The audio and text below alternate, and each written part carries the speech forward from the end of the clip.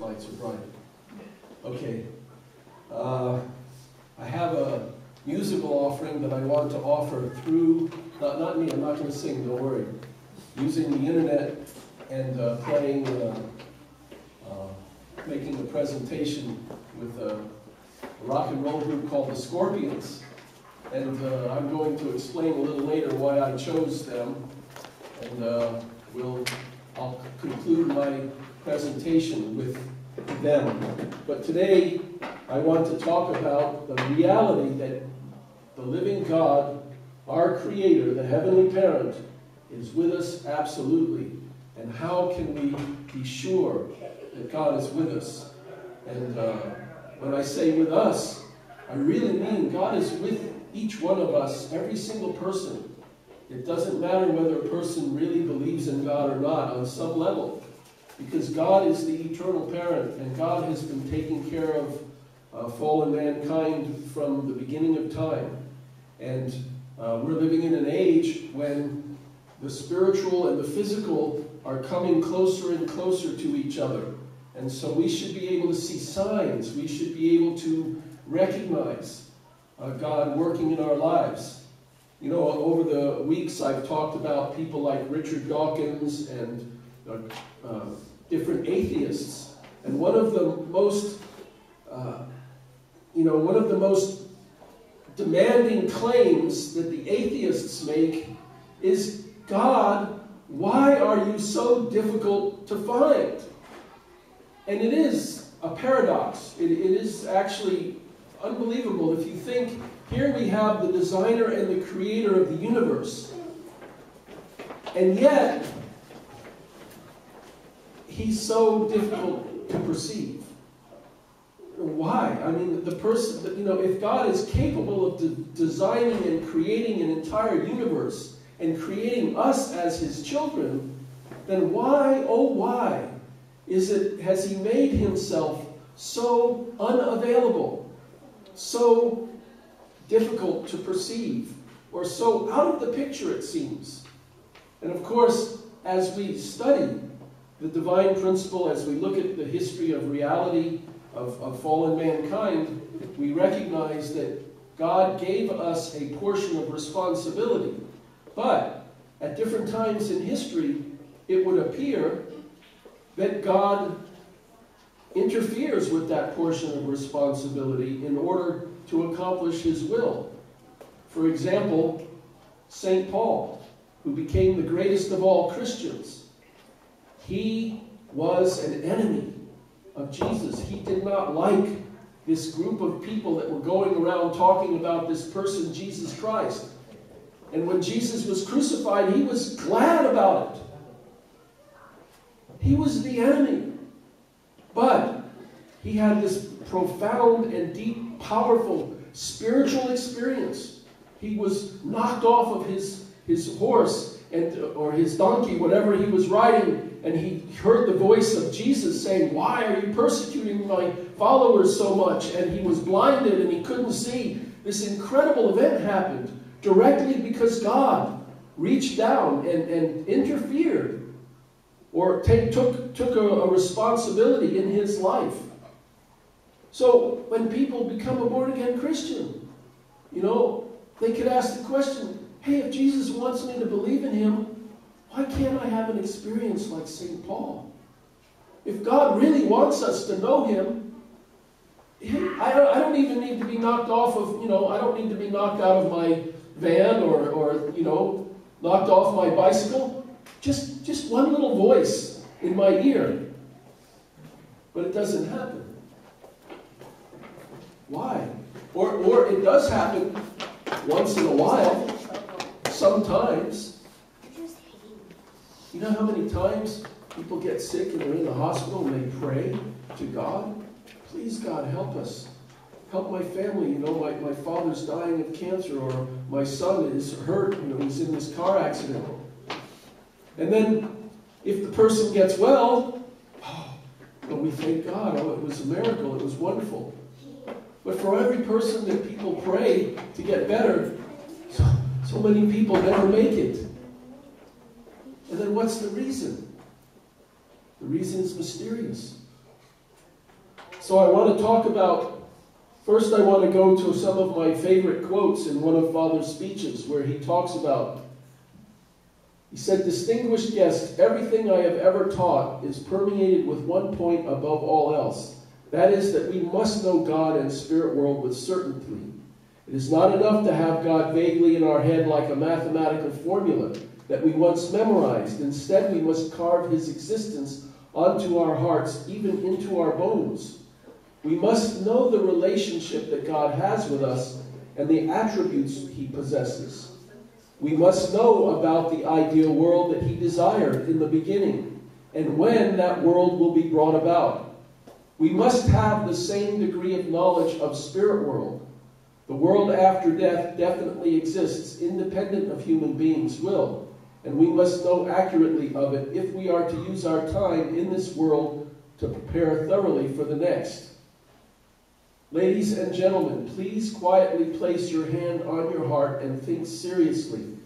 If everyone truly knew that God exists and always lived in attendance to him, what would keep us from solving the problems in today's world?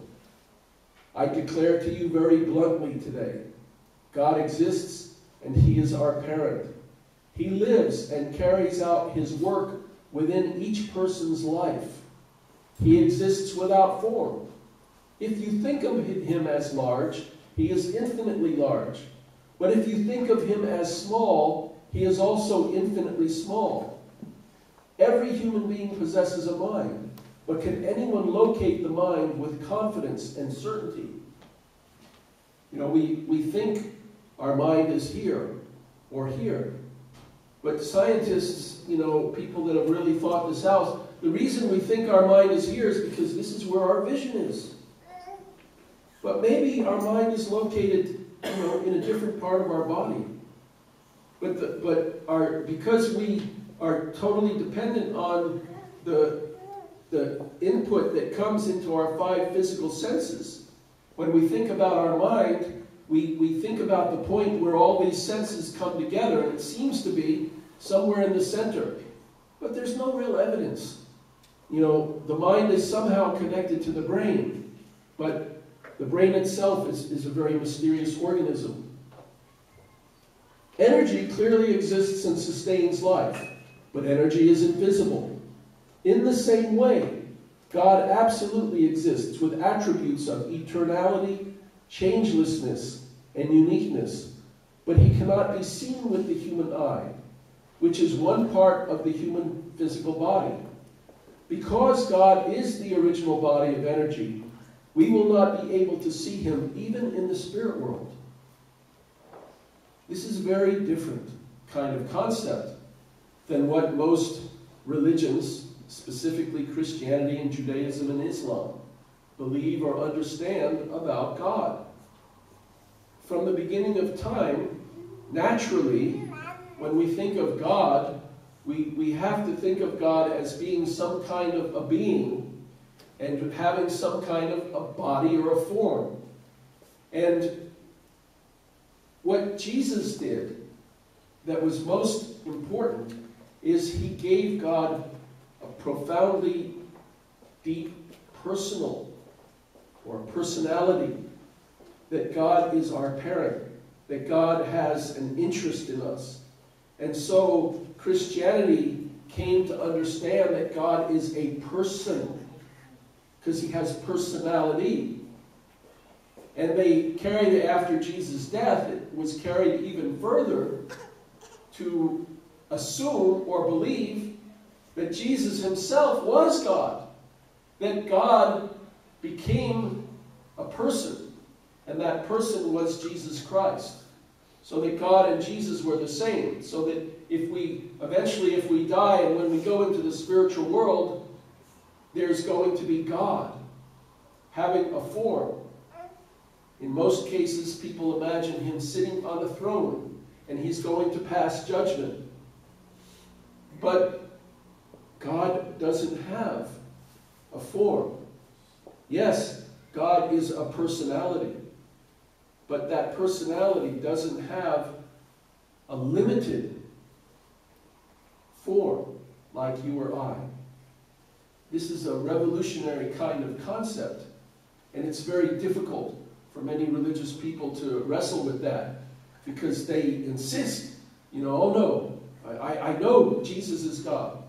One time I was having a conversation with Mormons, and I was able to share about, what is the difference between what we think and believe about Jesus or about religion in general. And I found out that the Mormons have the same idea. They believe God is a person. And the reason is because Joseph Smith, the founder of Mormonism, he had several spiritual experiences. And one of the spiritual experiences he had is that Jesus appeared to him, and there was an old man, an elderly person, that appeared to Joseph Smith at one point, and this elderly person identified himself as God. And so, when I was speaking to the Mormons, I was trying to explain the idea that God doesn't have form, and they said, what are you talking about? But Joseph Smith, in this revelation, he saw God. It was clearly God. He saw Jesus, and then this person next to him was identified as God. So how can you say God doesn't have a form? And in fact, the Mormon Church believes clearly that God does have a form. In fact, that God is physical. And Jesus is still physical. Believe it or not, if you examine Mormon theology closely, they do believe that maybe God and Jesus are alive right now on other planets, because they have a physical existence. So it's very difficult to overcome this concept. But the original story in Genesis, the Bible actually teaches that no one has ever seen God. God appeared to Moses in the form of a burning bush. And then later, when God would seem to appear to people, sometimes he seems to take a form of a person. But the reality is, in this day and age, we need to know God doesn't have a form like you or I. Even true parents, there's this ideology, or this theory or this concept that when we go to the spiritual world, if God appears to us, he will appear as true Father. As Reverend Moon, he'll use Reverend Moon's face and Reverend Moon's body, and that'll be God. Well, I believe that that's true in the same extent that when Jesus said, why are you saying, show me God? If you've seen me, you've seen the Father. I and the Father are one. So when Jesus was alive, the closest a person would be able to come to directly having a relationship with God was through Jesus. Because Jesus' heart and God's heart, his desire was the same. And true Father's in a similar position. He loved God unconditionally. He lived his whole life, with God. So it is possible that if God wanted to approach someone and he didn't want to maybe scare them off because he doesn't have the same kind of form, and he wanted to, walk up to someone and put their arm around them, then maybe he would use someone like Father and put, if Father came up to you in a dream or something and puts his arm around you, that'd be like God putting his arm around you. But clearly, true parents are not God. God is not true parents. And God is not limited. Never has been, never will be. Now or ever.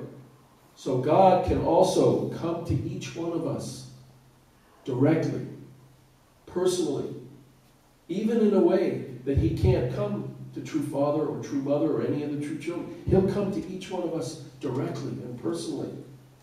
Because as true parents taught us, each one of us is to become the embodiment of the love of God and manifest God. This is why we say that God is omniscient, omnipotent, and omnipresent. Because he has no form, there is nothing to keep him from going anywhere he pleases in the world of existence. He could pass right through your body without you feeling anything. He could step on you as he passes by while you doze off, and you wouldn't know it. Think of how convenient that is. What would you do if God were to appear and involve himself in every little thing you do? If you had to live with God visible to your eyes, what would you do? Probably you would not last a day before having a nervous breakdown. You cannot see the incredible amount of air that is passing through your body, even as you sit here. So how could you possibly know how God, who exists without form, passes through you as he carries on his work? Rather than foolishly saying, "Show me God and I'll believe," you should be grateful that God is invisible to our eyes. What a twist. Stop trying to say for God to appear to you. You don't want that. We have to recognize and meet God on a different level and a different scale. And so that brings me to the point of my service today. Well, almost. The universe in which we live is wrapped in mystery. The size of the vast universe is as great as 21 billion light years across. If a light year is the distance light travels in a year at the speed so fast that it can go around the earth 7.5 times in a second, then try to imagine what God, who created the universe and manages it, must be like. How large would he have to be, and how heavy? God is the great King of wisdom, so he made it so that he would exist without form, enabling him to go anywhere in the universe instantaneously, or enter even into the eye of a needle. When we search within for the best place to receive God, our greatest treasure, the natural conclusion is the heart is the only appropriate place. No place can be safer or more comfortable for him. The heart is able to stand in the position of God's object partner and exist for eternity by engaging in spherical motion. And this is the reason that human beings can have eternal life. So, where do we need to meet God? We need to meet God inside our hearts. Very, very deep inside of ourselves. We need to come to the realization, the understanding, the awareness. God is my parent, and I am his son or daughter, and that I have eternal life. And whatever I'm going through, whatever life is about, I am meant to experience it. And I am meant to grow with it and learn from it and eventually become something that I might not understand yet, but we're growing toward experiencing it and reaching it. So we have to become people of true love. And this brings me, this is a book called When God Winks at You. And this is an interesting, I have bought probably 15 or 20 copies of this book over the last 2 or 3 years. Because you can find this book at the Dollar General. Or which one is it? The Dollar General, the Dollar Tree. I think it's the Dollar General. They always seem to be selling this book for $3. And this book was written probably about 8 or 10 years ago. And it's by a person named Squire Rushmill. Now he is a TV personality. He worked with CBS, and he helped develop many different TV shows. And he's an older guy. And he noticed many different coincidences happening. And some coincidences happened to him. And then he did the research, and he's a spiritual person. He's a Christian. And so he really began to recognize or believe or understand that when coincidences happen, they aren't happening by math, just because of them. But God is working. That God is winking. He uses the idea that God winks at you. He says in this example, when you're a young kid and you're sitting at the table and something is happening and you're confused and you're frustrated about something, and then you look over and there's your dad or your uncle, and he just kind of gives you a wink like this. It's like this little moment, this little reassurance, a wink, just to let you know, don't worry, I'm thinking about you, or I know what's going on, or, don't worry, I'm there. or it'll be okay. Just that little wink, a little nod to let you know that your father or your mother or someone is aware. So he says, when God winks at you, it's filled with many different stories of amazing coincidences. I want to talk about a couple of them. This happened at the Crystal Cathedral. This is a true story. This person, her name was Mavis, had driven past the Crystal Cathedral every day for 20 years on her way to work in Anaheim.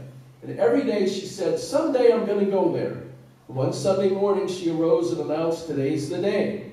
She arrived early and found a nice spot in the center of the 3,000-seat all-glass structure. She marveled as the choir and orchestra filled the cathedral with beautiful music and the glass ceiling rolled back so that even the birds were allowed to come into the sanctuary. And at the end of the service, she stood up, bursting with joy, and turned to the young woman who'd been seated next to her, saying, I'm so glad I came today. And then she added, are you from around here? No, said the young woman. I'm from the Midwest. I'm here on a mission to find my birth mother. There was a pause. Then Mavis said, I know how you must feel. I once had to give up a little girl for adoption. I didn't want to, but I had to. And there was another pause. And the young woman looked deeply into Mavis's eyes. Do you remember her birthday? Yes, October 30th. That's my birthday, said the young woman.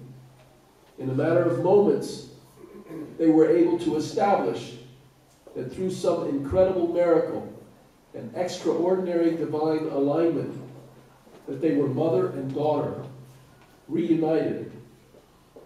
And they knew that Mother's Day would never be the same.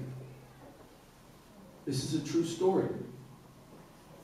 This woman lived, she had left the Midwest. She had given up her daughter to adoption many, 25, 35, 40 years before. And she happened to decide on this particular day to go into the Crystal Cathedral, and she sat down. And then the service was over. And she got up and she could have walked away.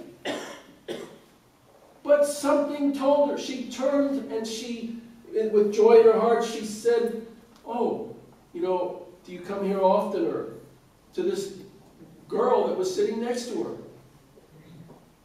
And she replied, she happened to say, well, I'm actually here on a mission because I've been searching for my birth mother. So this young lady, when she got older, she decided she wanted to try to find her mother, but she had no recollection, no understanding of where her mother would be.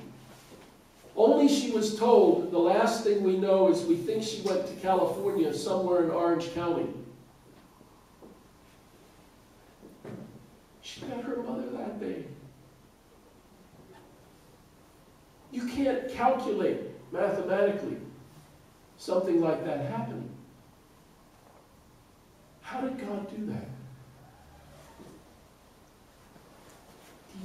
Deep, deep inside. Even not in our consciousness, way below in our subconscious. There are things happening that even we don't know about. Because where is God? He's everywhere. God, the very energy that becomes your thought, comes first from God Himself. So how much of our thoughts are really even our own thoughts? Maybe God is thinking through us. Hopefully. Of course, because of the fall of man, that whole clear channel for God's Spirit to come through us was blocked because of fallen nature. This is something that we, as unificationists, understand. So we can discern when we have thoughts and feelings and desires. God has educated us to be able to have a discerning capability. What is good and what is not so good? What is healthy and what is not healthy? At least to some extent. Here's another story. Ken Gobb was going through a period of uncertainty with his ministry. In the 1980s, his family did an entertainment ministry, and they would take to churches, schools, and the back roads of America, traveling 50,000 miles a year. On one trip, a couple of his sons were driving. They kept in touch between the cars with the CB radio. One son told the other to stop at an exit. While his family went to a diner, Ken decided to take a walk. He walked by a gas station and an empty phone booth. The phone began to ring. Ken stopped and looked around, but the phone kept ringing. He thought it might be for the attendant or an emergency. Because he thought it might be an emergency, he picked up the phone. Okay, here, this is a family. They're traveling in 2 motorhomes. Okay? He has, they travel and they do a ministry. And he's appeared on the 700 Club, and he's been, in the public arena a little bit. But they're traveling across the country, and the 2 sons are talking to each other, and the 2 sons randomly decide, let's stop here and go to this diner. They get out to go to the diner. The father gets out, and instead of going into the diner, he walks over to where the gas station is. Now remember, this is before cell phones, okay? This is at a time when the only time you could get a telephone call was if you were at home or you were at a gas station with a phone booth. He walks past the gas station, and he's walking near the phone booth, and the phone rings. He's not going to answer it. It doesn't have anything to do with him. But the thought comes to him, maybe it's an emergency. Where's the attendant? Why isn't the guy here to pick up the phone? So he walks over and he picks up the phone. An operator on the line said it was a person-to-person call for Ken Gobb. He thought it was a joke, but continued. The operator repeated that the call was for him. She got testy. She said, "Sir, are you Ken Gobb?" So finally he said yes. On the other end of the phone was a woman named Millie, who had seen him on the 700 Club. She remembered his name and wrote it in the suicide note she was writing. When Ken asked her how she got the number, she said it just came to mind while she was writing her suicide note. Ken explained where he was, but then he explained how God was watching over her and that her worries were temporary, and God was the only answer, and she would find peace through Jesus. After a few years, Ken met Millie face to face performing on the road. You think about this. He didn't even decide to stop at that restaurant. It was his kids that were driving randomly. He's walking past the telephone, and it rings. He picks it up, and it's for him.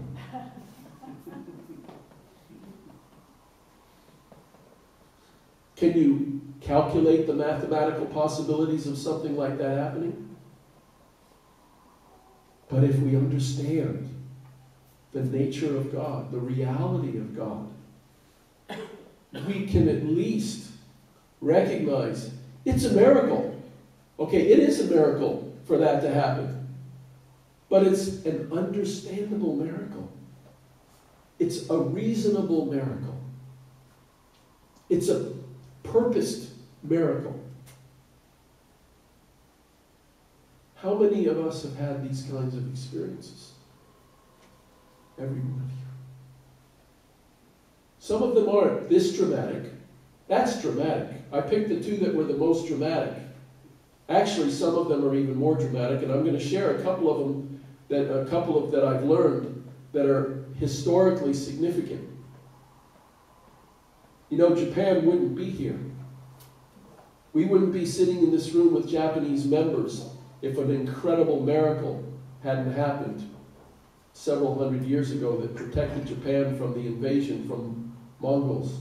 It's where the word kamikaze comes from. I'll explain it. Let's look at some. Here's the key point.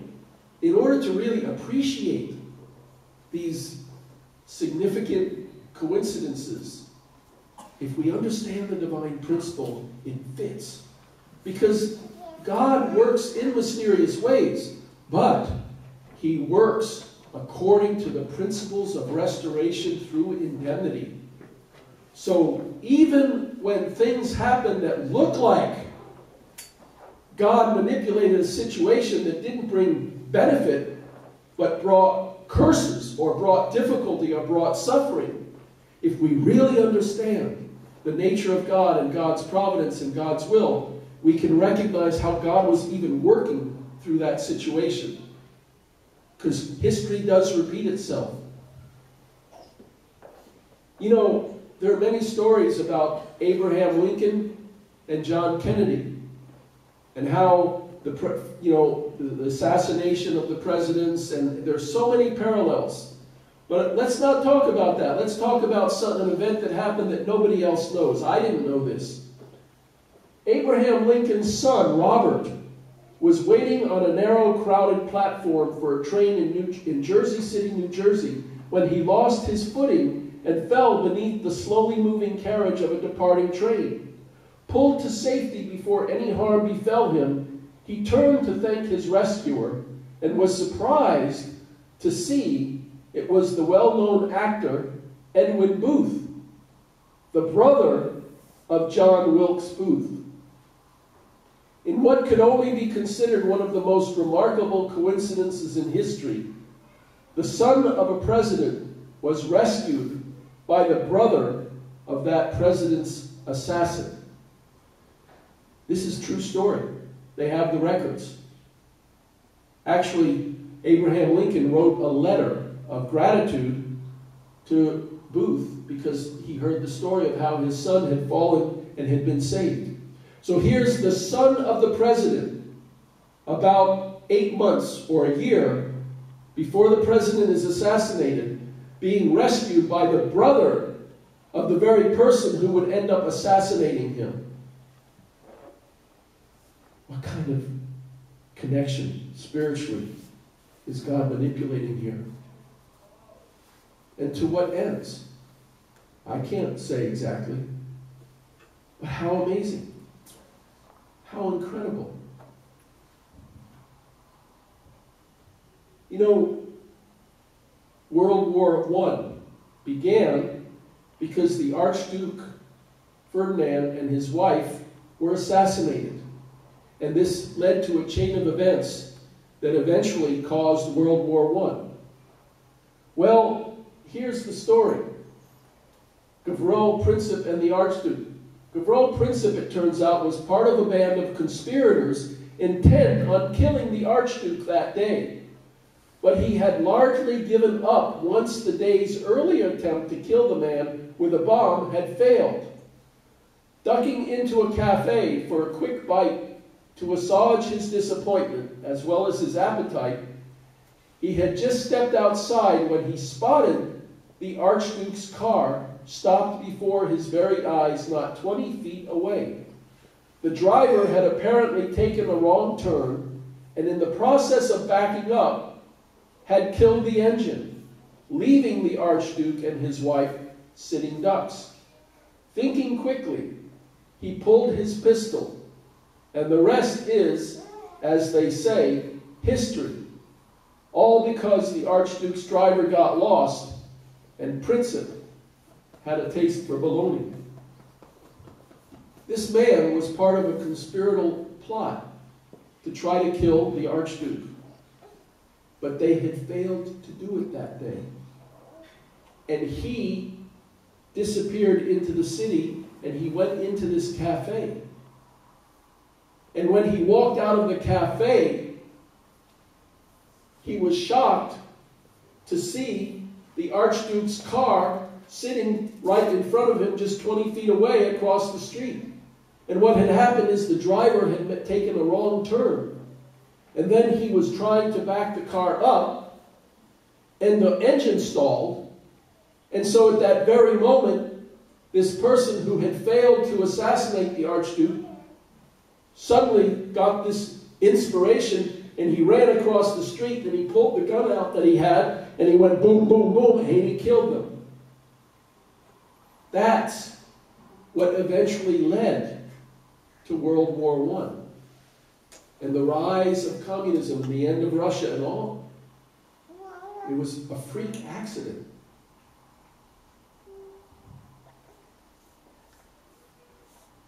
You know about this, I've talked about it before. Thomas Jefferson and John Adams. John Adams was the second president of the United States after Abraham Lincoln. Thomas Jefferson was his vice president, and then he ran against him, and he became the third president.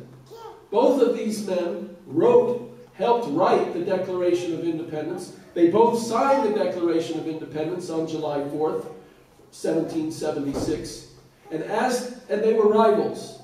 Adams was a Federalist. He believed in, the strength of the federal government. Thomas Jefferson was a person who believed more in state rights. And he was more, leave the people alone kind of thing.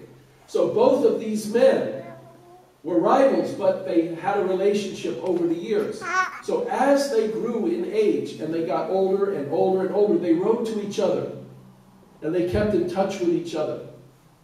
And then, 50 years after the signing of the Declaration of Independence, on July 4th, 1826, Jefferson died in Virginia. But on the exact same day, 50 years after the signing of the Declaration of Independence, John Adams died in his home up north.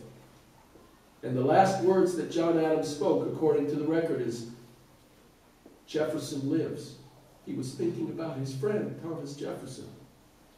Both of these men were the second and third presidents. They both wrote the Declaration of Independence. They didn't just sign it, they both helped write it. Then they signed it. Then they lived 50 years in America. Then at exactly the same time, they both went to the spirit world. That's remarkable. What a coincidence. Not just that they went to the spirit world on the same day, but that same day was the 50-year anniversary of the signing of the Declaration of Independence.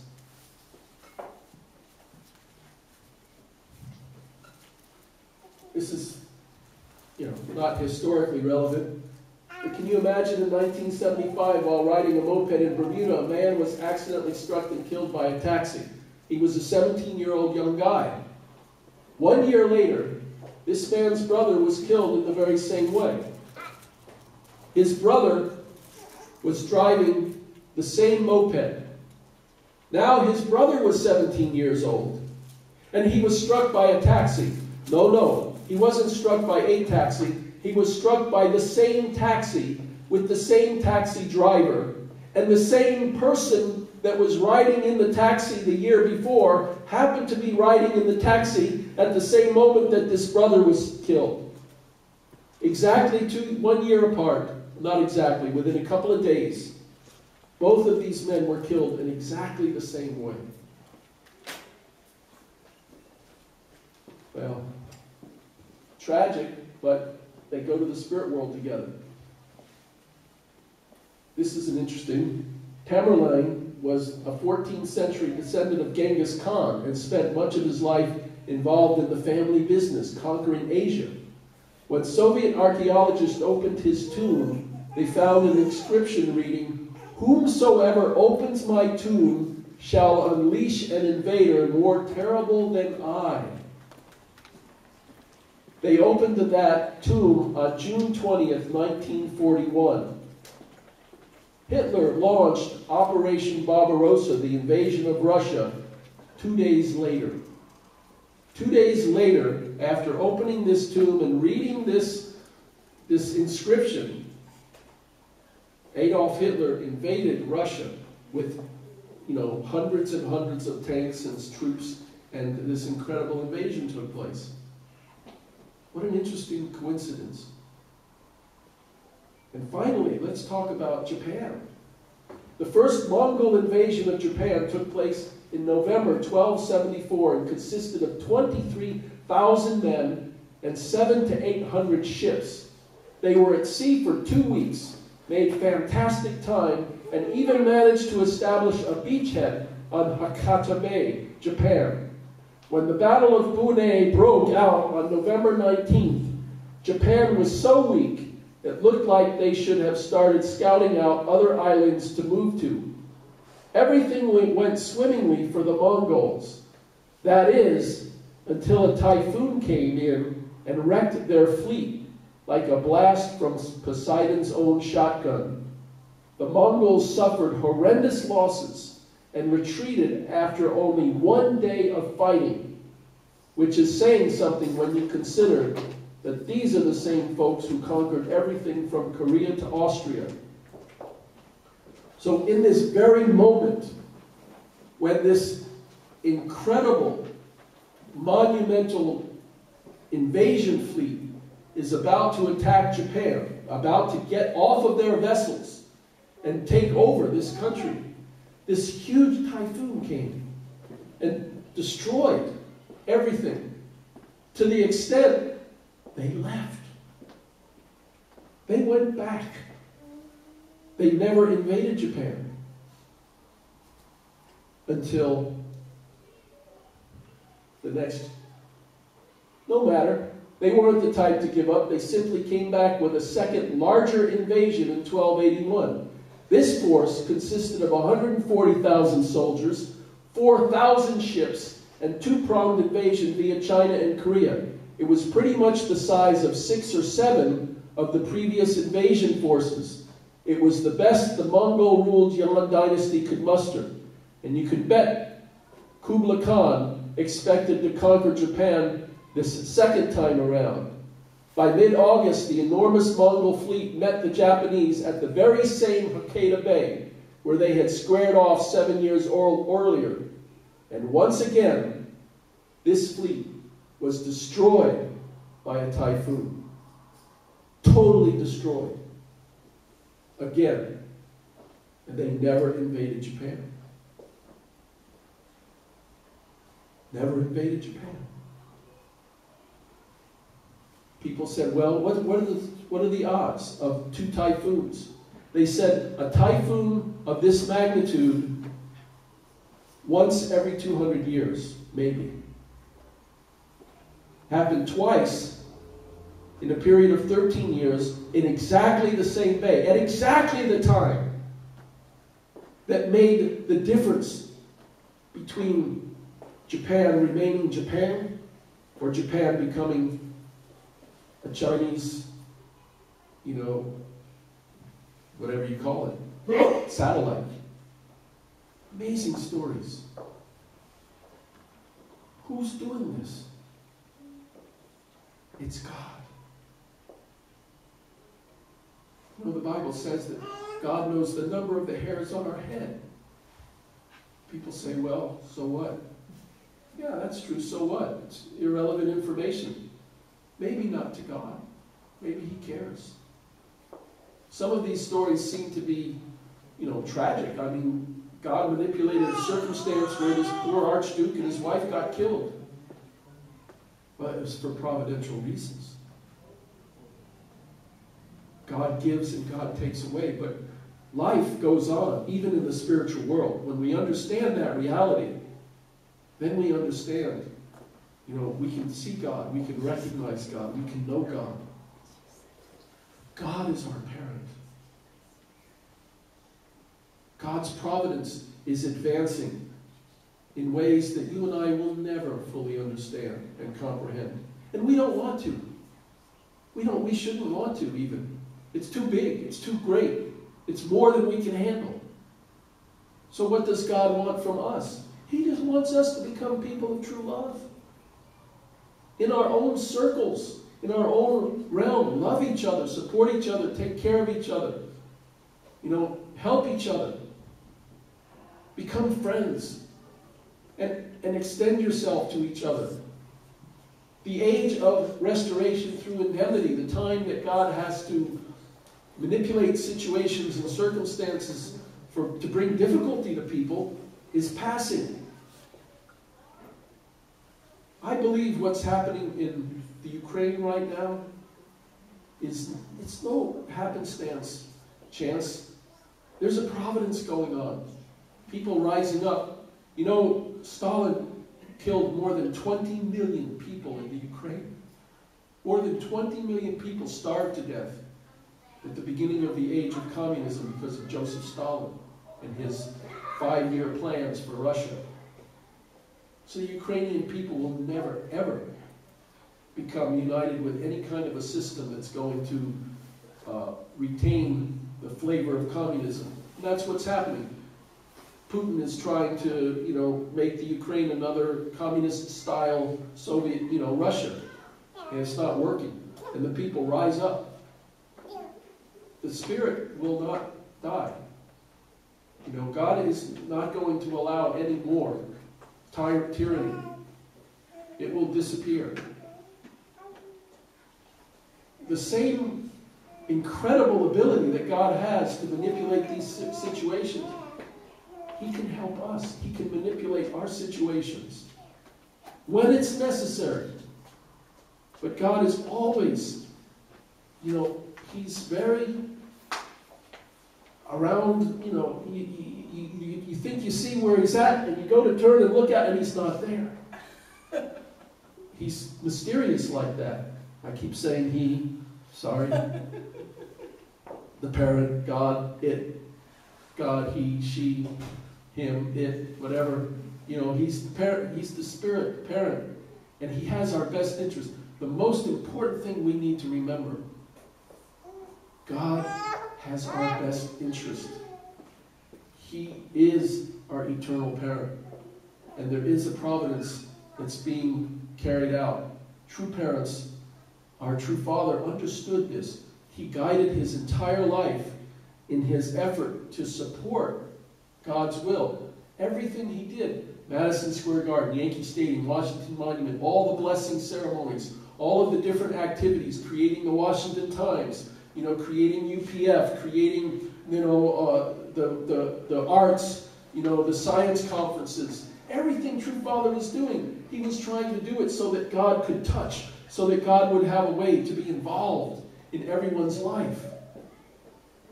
And in my humble opinion, He did it successfully. Everything He did. And now God has a way to be involved in everything.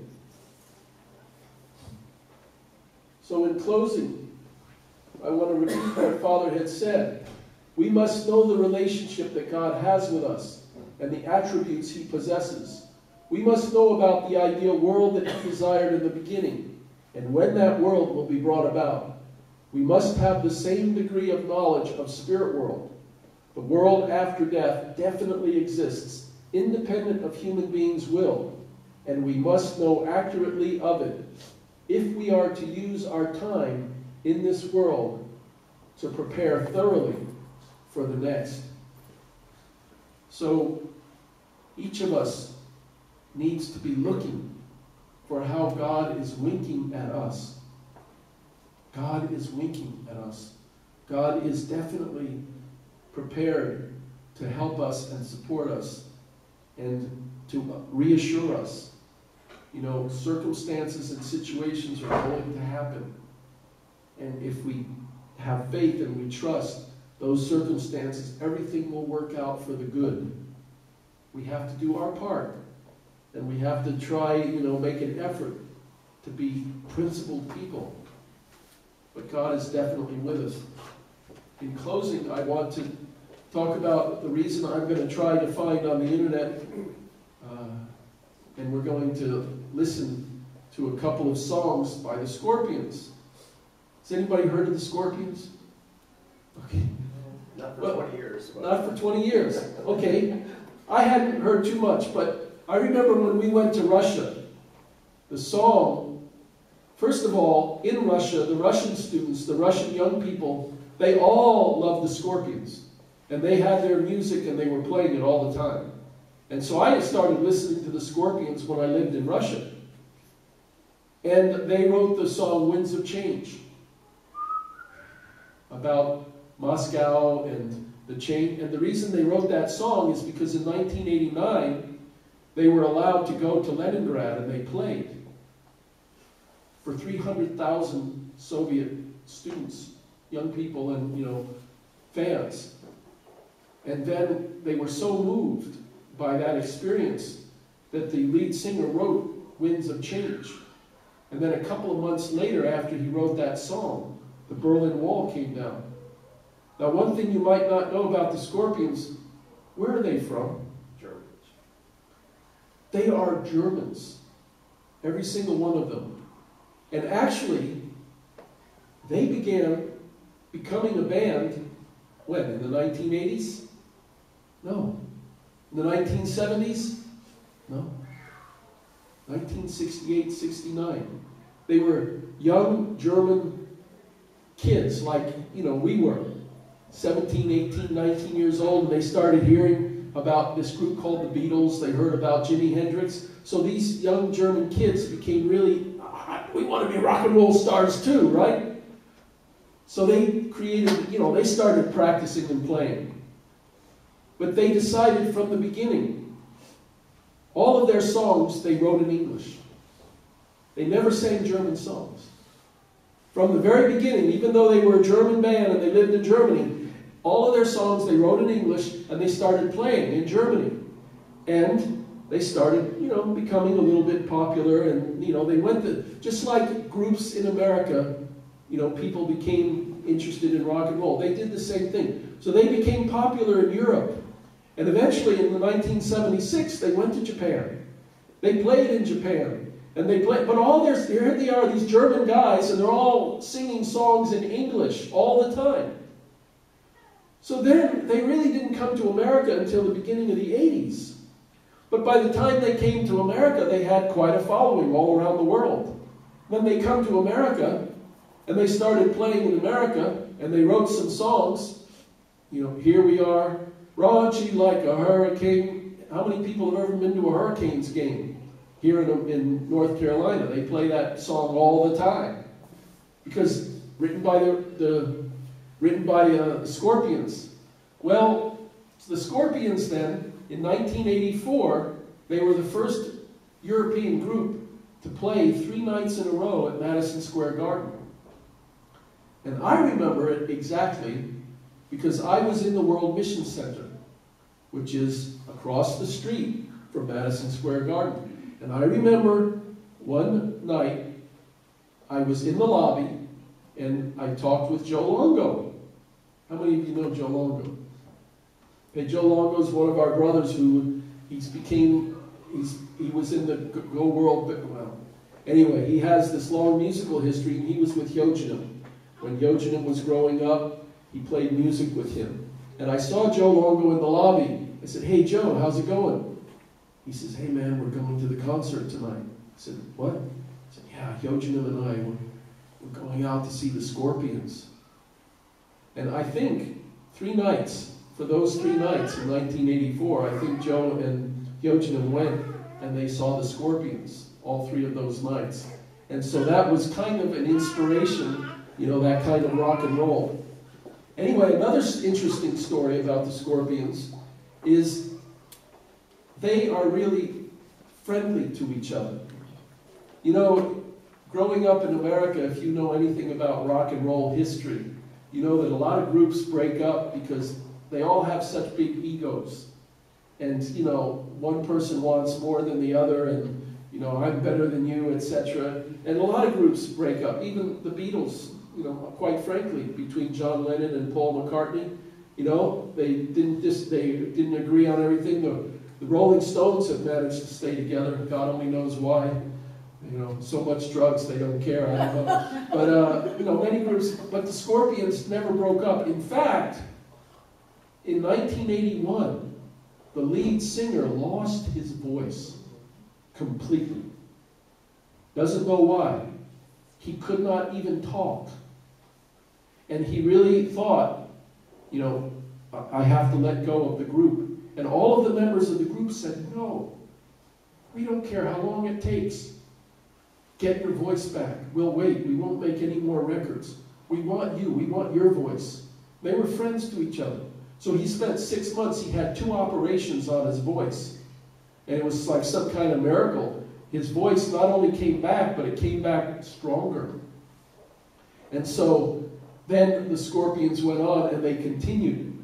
And I just never realized that they were this kind of a band. But they're all completely German. Now, I have a special soft spot in my heart for Germany now, because my son-in-law, Tobias, is German.